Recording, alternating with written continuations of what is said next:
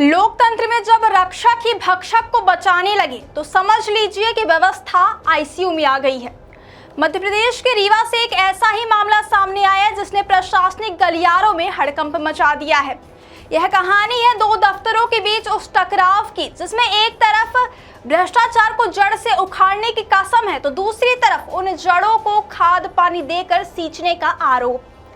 आज हम बात कर रहे हैं रीवा कलेक्टर और कमिश्नर कार्यालय के बीच के उस प्रशासनिक विरोधाभास की जिसने भूमाफियाओं के हौसले बुलंद कर दिए हैं और दागी अफसरों को अभय दान दे दिया है। क्या आपको बोरवेल करवाना है लेकिन लोकल और सस्ते पाइप्स लगाकर हो गए हैं परेशान? तो अब आपके शहर में आया है न्यूट्रॉन 40 kg बोरवेल पाइप। दमदार क्वालिटी के साथ 10 साल की गारंटी, ज्यादा मजबूती और लंबी उम्र का वादा। तो अगली बार बोरवेल करवाएं, केसिंग पाइप सिर्फ न्यूट्रॉन 40 kg ही लगवाएं।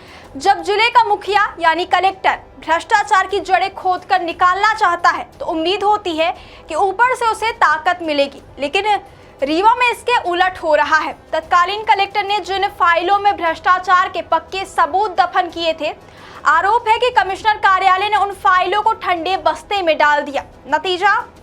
नतीजा यह हुआ कि दोषी अफसर आज भी शान से अपनी कुर्सियों पर जमे हुए और जनता पूछ रही है कि आखिर किसके दबाव में है कमिश्नर कार्यालय। पहला मामला है प्रदेश के सबसे बड़े अनुकंपा नियुक्ति घोटाले का। इसकी जांच तत्कालीन डीईओ गंगा प्रसाद उपाध्याय तक पहुंची थी। जांच में खुलासा हुआ कि अपनों को रेवड़ी की तरह नियुक्तियां बांटी गई, वो भी बिना किसी सेवा के। तत्कालीन कलेक्टर ने 23 जनवरी 2026 को स्पष्ट पत्र लिखकर इनके निलंबन और विभागीय जांच की अनुशंसा की थी, लेकिन अफसोस कमिश्नर कार्यालय की चुप्पी ने इस दोषी अधिकारी को सम्मान पूर्वक सेवानिवृत्त होने का रास्ता साफ कर दिया। क्या यह ईमानदारी का अपमान नहीं है? सिर्फ नियुक्तियां ही नहीं, छात्राओं के हक पर भी डाका डाला गया है। 13 मार्च 2025 को तत्कालीन कलेक्टर प्रतिभा पाल ने डीईओ के खिलाफ एक और निलंबन प्रस्ताव भेजा था। कारण 3 थे। बजट होने के बावजूद 250 छात्राओं को स्कूटी नहीं दी गई, अतिथि शिक्षकों के मानदेय भुगतान में जानबूझकर देरी की गई, स्कूलों के रखरखाव में वित्तीय धांधली की गई। हैरानी की बात तो देखिए, कमिश्नर कार्यालय ने निलंबन की जगह केवल आरोप पत्र की औपचारिकता निभाई। यह अधिकारियों को बचाने की कोशिश नहीं तो और क्या है। भ्रष्टाचार की कहानी यही खत्म नहीं होती। रीवा के 6 स्कूलों में बिना एक ईंट रखे, बिना कोई काम किए ठेकेदारों को 28 लाख रुपए का भुगतान कर दिया गया। जांच में 7 लोग दोषी मिले। कलेक्टर ने 6 के निलंबन का प्रस्ताव भेजा, लेकिन यहाँ पिक एंड चूज की नीति अपनाएगी। छोटे कर्मचारियों, प्राचार्य और एपीसी को तो सस्पेंड कर दिया गया, लेकिन मुख्य खिलाड़ी यानी डीईओ, रमसा प्रभारी और लेखा अधिकारी को केवल विभागीय जांच का झुंझुना थमा दिया गया।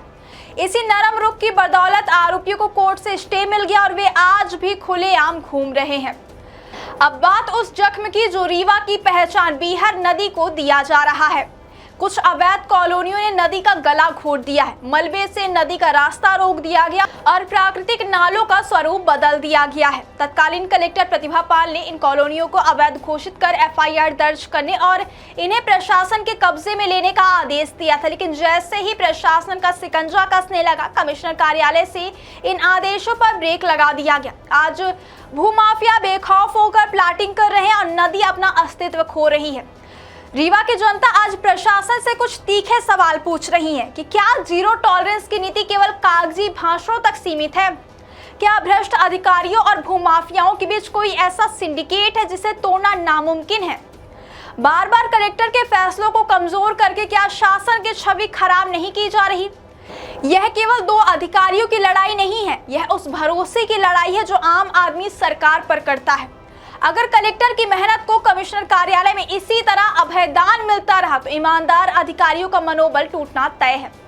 रीवा का यह बैकअप गेम अब बेपर्दा हो चुका है। सरकारी खजाने को चूना लगाने वाले और प्रकृति के साथ खिलवाड़ करने वाले रसूखदार अगर इसी तरह सुरक्षित रहे तो आने वाली पीढ़ी कभी माफ नहीं करेगी। शासन को चाहिए कि वह इस प्रशासनिक टकराव में दखल दे और फाइलों में दबे उस सच को बाहर लाए जिसे दबाने की कोशिश की जा रही है।